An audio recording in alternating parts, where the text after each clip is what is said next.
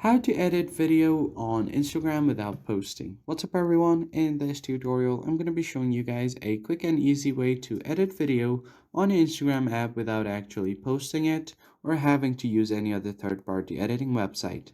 But before getting started, make sure to like the video down below and subscribe to the channel.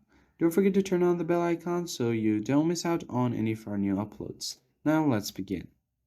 The first thing you need to do is tap on the plus icon on the bottom to create a post.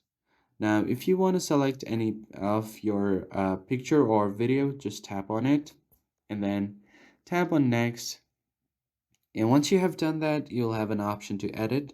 So go ahead and tap on this right here to edit it. You can adjust its angle, and you can go back. You can adjust its brightness as well.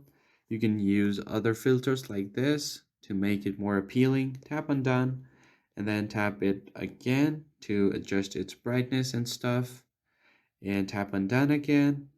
You can adjust its contrast. Go ahead and tap on contrast to adjust it like this, and then once you have done that, you can change to your other thing. So go back again, tap on it, and you can adjust its structure and many more. So once you are done editing, you can tap on next, and then once you have done that, you'll get an option to download it to your phone.